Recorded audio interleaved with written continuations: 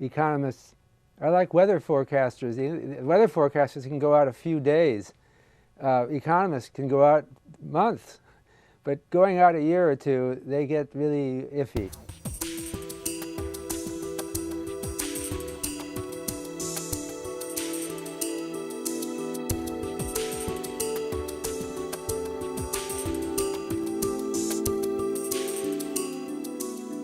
We spend about a third of our time in recessions. So the probability going out 18 months must be something like that. I think a little bit higher than that, maybe a half, given the situation. But there's so many factors that one could bring in, and I'm not confident of my ability to predict these things any more than I'm confident of anybody else.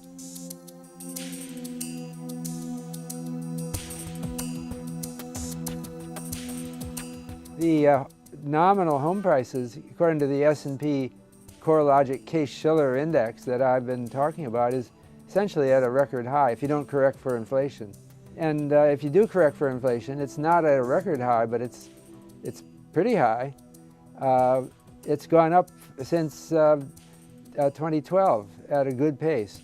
I count it as the third largest expansion of home prices since 1890. Late last year, we got a lot of attention in the news media to the idea that we're in the longest bull market ever. We've had the longest period of near zero interest rate. Well, they're not quite near zero. They're still on the low side.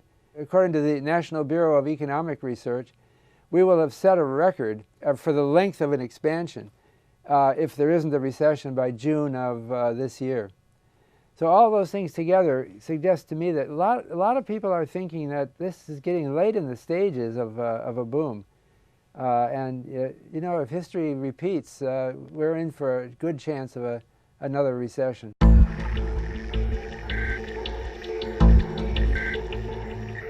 Recessions are hard to predict until they're upon you.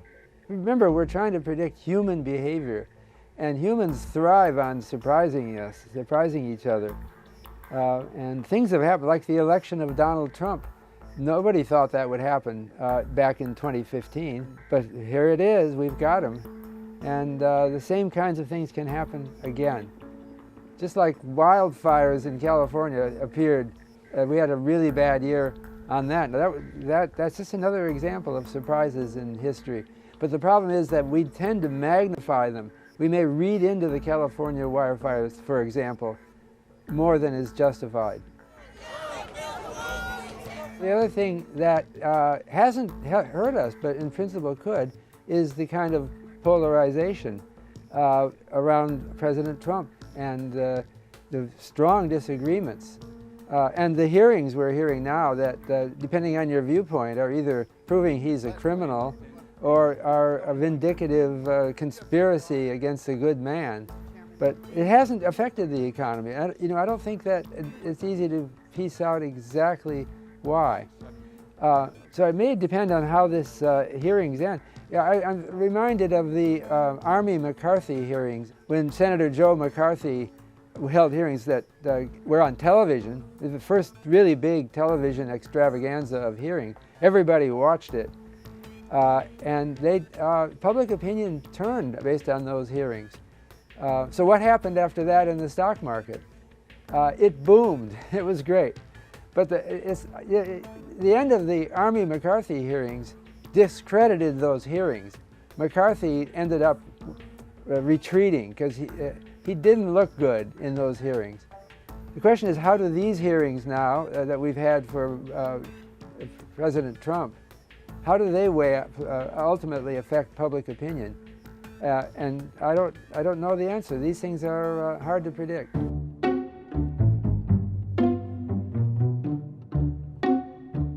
The boom has lasted since 2012, but it doesn't feel so much like a boom because it's a recovery from the worst recession since the Great Depression. And I don't see the euphoria that we've seen in previous booms. I've been doing questionnaire surveys of home buyers. We asked them, what do you think the price increase in homes will be per year for the next 10 years? And that's been pretty low since around 2014. I mean, like 4%. it doesn't have the spread that it did. Back in 2004, people were expecting 12% a year home price increases, according to our survey. But the mortgage rate was 6% or so. But that's still a 6% spread between your long and your short. We don't have that now.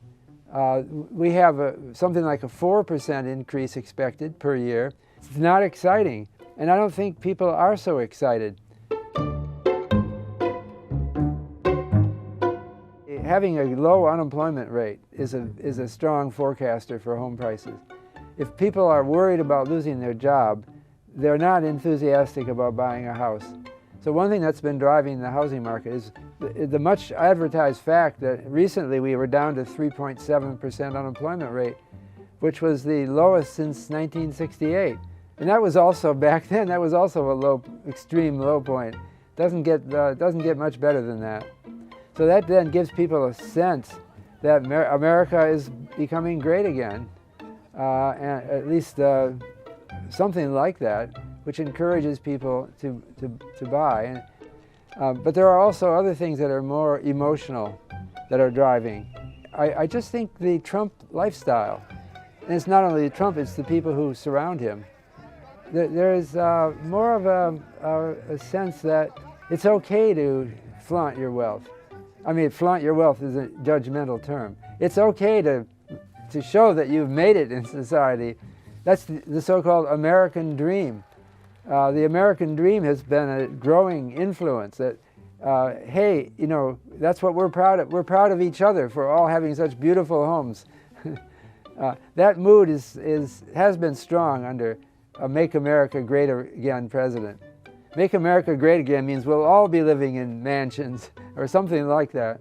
I think if you go back 50 years and ask about homes as an investment, you would get a strong no. They would say that's too much trouble, it's hard to make it profitable. Buying a house to rent it out, hard to make that I mean, some people did it. Now I think especially in the years before the 2007 financial crisis, a lot of people were doing that. They were flipping houses, as they said. Well, the enormous housing boom that preceded the 2007 financial, or the crisis after 2007, was unusually nationwide. Usually the narratives about housing and their booms were local of one sort or another. For example, when the Florida housing boom in the 1920s was attributed to the fact that we now have cars, we can drive down to Florida, everyone's coming. That was a simple story. Now it's breaking down a little bit. There's still a national component, but some of the best stories are places that seem to have a life of their own. Notably, Seattle. Seattle was the dream city, I guess, for home price appreciation a year or two ago, but now it's retreating. Trump signed a bill that put on an increase in the standard deduction, which made it less profitable to itemize your mortgage when you buy a house. So it changes my enthusiasm for owning a house. Also, when people don't get their tax refund in the same proportion that they used to, maybe realize that things aren't as good. I don't know how to forecast the housing market, but I think that it's looking a little bit weaker now, and there could be a change of sentiment toward housing that would bring prices down. The problem of affordability of housing is not unique to the United States. I hear this in London, for example, or Shanghai. How does anyone afford to live there? And it's part of the polarization that's occurring around the world between populists and elitists. So in Britain, they're not so happy that they can't afford to live in London anymore. And they have all these foreigners coming in with their huge wallets and bidding up prices. So this led to Brexit. And it could lead to economic instability in many places. It's a big theme of our time. I don't know what we can do about it. It's unfortunate.